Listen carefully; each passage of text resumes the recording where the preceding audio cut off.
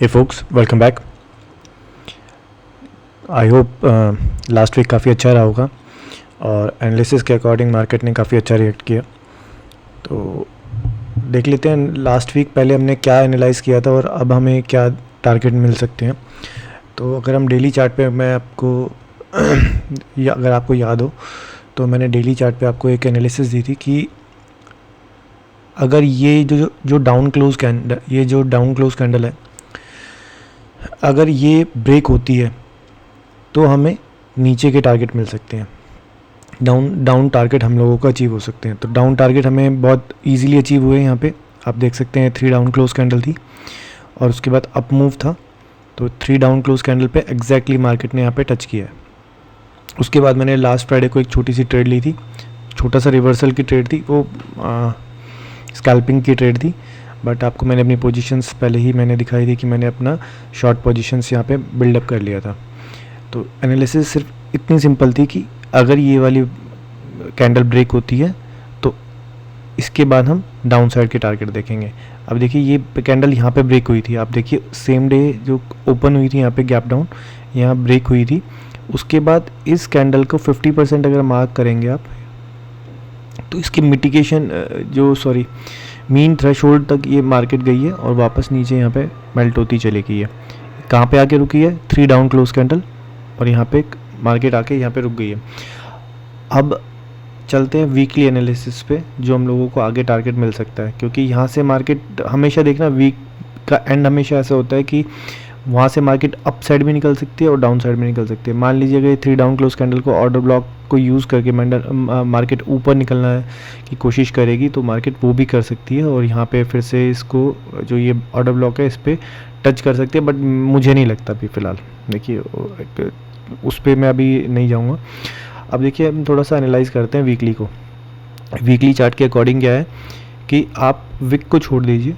इसमें देखिए weekly chart है, आप इसमें विक को छोड़ दीजिए, सिर्फ बॉडी को चेक करते हैं। ये बॉडी है, यहाँ पे जो क्लोजिंग प्राइस है आप देख सकते हैं एक तरह से यहाँ पे लिक्विडिटी स्वीप हो चुकी है वीक की। वीकली चार्ट पे जाएंगे तो बॉडी इसके ऊपर आ गई है।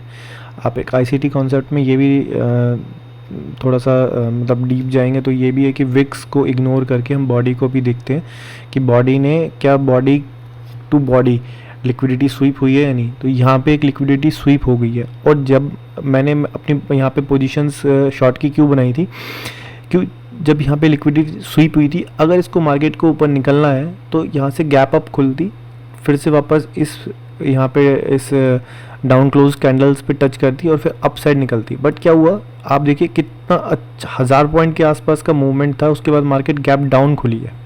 आप समझिए ये लिक्विडिटी स्वीप थी, गैप डाउन खुली थी कि यहाँ पे 45 मिनट की एक रिजेक्शन कैंडल थी, उसका विक के ऊपर नहीं गया था।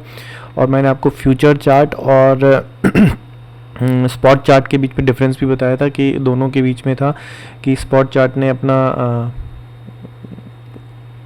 क्या कहते हैं उसको लिक्विडिटी स्वीप कर दी थी, ये यहाँ पे लिक्विडिटी स्वीप हो गई थी, बट फ्यूचर चार्ट ने यहाँ पे लिक्विडिटी स्वीप नहीं करी थी। तो अब हमें क्या टारगेट मिल सकता है उस पर थोड़ा सा हम बात कर लेते हैं।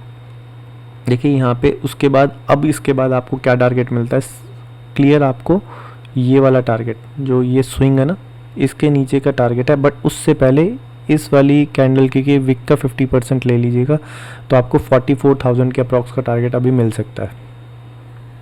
चांसेस है पहले 44,000 का आपको टारगेट मिलेगा। रीज़न है इसका बहुत बड़ा, क्योंकि जो ये वाली कैंडल है इसने प्रीवियस वीक को स्वीप करने के बाद अपसाइड मोमेंटम दिया था। तो ये भी इम्पॉर्टेंट कैंडल है हमारी। और इस कैंडल का अगर इसके कैंडल का विक लेते हैं हम और इसका 50% अगर हम करते हैं तो करीब करीब हमें 44,000 के अप्रॉक्स का एक टारगेट मिल सकता है। देन उसके बाद कुछ मार्केट अगर हम थोड़ा बहुत अपसाइड में मोमेंटम देती है, फिर वहाँ से कुछ शिफ्ट इन मार्केट स्ट्रक्चर करती है, तो उसके बाद हम लोगों को ये 43,500 या फिर ये दोनों जो इक्वल लो हैं ये और यहाँ पे काफ़ी लिक्विडिटी ये स्वीप हो सकती है, 43,000 के अप्रॉक्स टारगेट मिल सकते हैं। बट ये 1 वीक में होगा या 2 वीक में होगा वो देखना पड़ेगा, क्योंकि 5 और 6 के अप्रॉक्स अक्टूबर में आरबीआई की कुछ मीटिंग्स वगैरह भी है इंटरेस्ट रेट को लेके। तो थोड़ा सा मार्केट क्या पता यहाँ पे उसका इंतज़ार वेट भी कर सकती है उस चीज़ के लिए, तो थोड़ा ध्यान रख के काम करना। फ़िलहाल अभी टारगेट मेरे को 44,000 और अगर उसके नीचे मार्केट मेल्ट करती है तो 43,500 के अप्रॉक्स के टारगेट मुझे दिख रहे हैं। काफ़ी बड़े टारगेट हैं। आप देखते हैं छोटे टाइम फ्रेम पे मार्केट किस टाइप से काम कर सकती है। देखिए 75 मिनट पे क्या हुआ है, एक स्विंग क्रिएट हुआ है यहाँ पे। अब देखिए यहाँ पे क्लियर एक स्विंग क्रिएट हुआ है। अगर मार्केट गैप डाउन खुलती है, ठीक है, दैट मीन्स ये लिक्विडिटी स्वीप और अपसाइड में कुछ मोमेंटम यहाँ पर अगर कुछ 10 बजे के बाद यहाँ पे कुछ क्या कहते हैं उसको, शिफ्ट इन मार्केट स्ट्रक्चर होता है, तो ऑब्वियसली मैं यहाँ पे टारगेट इसको करूँगा 44,200। नेक्स्ट टारगेट में जो आपको ये डाउन क्लोज कैंडल दिख रही है 75 मिनट की कैंडल है, ये रिजेक्शन कैंडल टाइप है, हैमर टाइप की जिसको बोलते हैं रिटेल थ्योरी में। तो ये भी एक एग्जैक्ट यहाँ पे टारगेट दे रहा है 44,000 का, जैसे कि मैंने बड़े टाइम फ्रेम पे बताया था। तो छोटे टाइम फ्रेम पे भी कंफर्मेशन मिल रही है मुझे कि ये एक रिजेक्शन कैंडल के पास दोबारा से मार्केट आ सकती है, चांसेस। ये हमारे स्पॉट चार्ट के एनालिसिस थी। तो अब देख लेते हैं कि जो धन है इस पे जो ट्रेडिंग व्यू का जो चार्ट है वो मेरा क्या बोलता है, उस पर भी बात कर लेते हैं। ये फ्यूचर का चार्ट है। फ्यूचर के चार्ट पे मैंने थोड़ा सा मार्किंग की हुई है, तो उसमें भी मुझे लगता है फ्यूचर का अक्टूबर का चार्ट है 44,600 के अप्रॉक्स मार्केट जा सकती है यहाँ पे, और उसके बाद यहाँ पे क्लियर लिक्विडिटी है, ठीक है। अभी बात करते हैं हम ऑप्शंस की। तो ऑप्शंस 45,000 पुट पे मैं हमेशा लगा के रखता हूँ, ये हमेशा मिलेगा आपको। या मैं जुलाई अगस्त सितंबर 3 महीने से मैं जुलाई अगस्त सितंबर 3 महीने से मैं सिर्फ एक ही प्राइस टारगेट कर रहा हूँ 45,000, वो भी एंड की एक्सपायरी को देखोगे आप, उसमें आपको बहुत कुछ क्लियर नज़र आना शुरू हो जाएगा। तो देखिए आपको पता है कि मैंने 45,000 पुट की पोजीशंस यहाँ पर बनाई थी 74 रुपीज़ के अप्रॉक्स, और टारगेट क्लियर आपको यहाँ पे मिल रहा था 500 रुपये का। ऑल्दो इतना लंबा मैं भी नहीं होल्ड कर पाया, मैंने भी बीच में पोजीशंस इंक्रीज़ करी है, प्रॉफिट बुक किया, इंक्रीज़ करी है, प्रॉफिट बुक किया। अगर इतना ही दम हो कि हाँ पता तो है मार्केट यहाँ तक आएगी, लेकिन 74 का 550 होना बहुत बड़ी बात होती है अगर ये टारगेट हमें अचीव होता है। ये मेरा टारगेट ऑलरेडी था।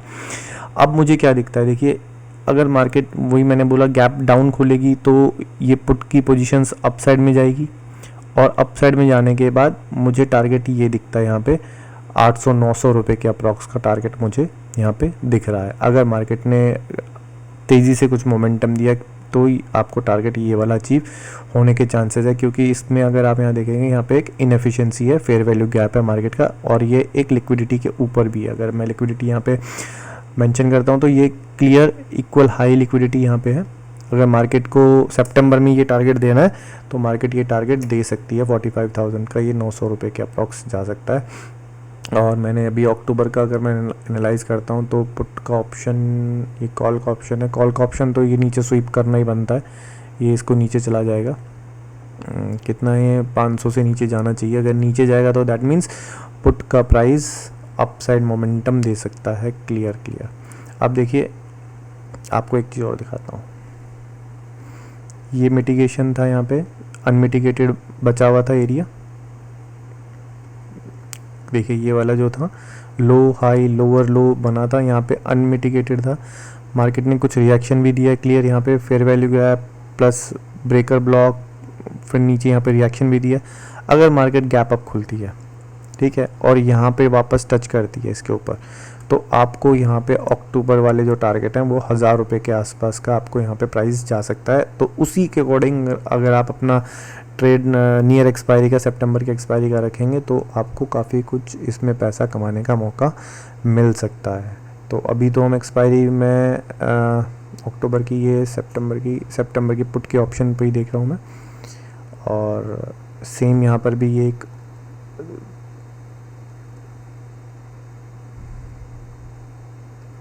देखिए क्लियर है ना, यहाँ पे आपको ये ब्रेकर ब्लॉक लो हाई लोअर लो बना, ब्रेकर ब्लॉक है, प्लस यहाँ पे फेयर वैल्यू गैप है, प्लस यहाँ पे ऑर्डर ब्लॉक है। तो यहाँ पे क्या है कि यहाँ पे मार्केट को मिटिगेट होना ज़रूरी था। आप देखिए ये नीचे यहाँ पे मोमेंटम तेज़ी से आया था, पूरा मोमेंटम तेज़ी से आया, और उसके बाद मोमेंटम स्लो होता चला गया। देखिए कैंडल्स यहाँ पे काफ़ी छोटी होती चलेगी। मैंने यहीं कहीं 74 रुपीज़ में यहाँ पे कुछ बाई किया था और 55 तक गया था, थोड़ा लॉस भी दिखा रहा था, बट फिर उसके बाद वो प्रॉफिटेबल ही होता चला गया था। ठीक है, तो उसके बाद अब देखिए फिर से मैं बोलता हूँ, अगर मार्केट गैप डाउन खुलती है, थोड़ा सा अप जाने के बाद ऐसे कुछ मोमेंटम बना के मुझे टारगेट 900 रुपये तक का अगर मिलता है तो मैं ज़रूर इसको अचीव करने की कोशिश करूँगा। तो मैंने आपको वीकली एनालिसिस दे दी है, स्पॉट चार्ट बता दिया है, और उसके बाद मैंने आपको लोअर टाइम फ्रेम पे एनालिसिस दे दी है, आपको 44,000 का एक टारगेट भी दे दिया है, और मैंने आपको प्राइस चार्ट को भी एनालाइज करके दे दिया है। अब आई होप इतना काफ़ी होगा। अगर जिसको समझ आया तो आई होप वो पैसा कमा पाएगा। तो आज के लिए इतना ही, मिलते हैं नेक्स्ट वीडियो में, तब तक के लिए गुड नाइट, गुड बाय।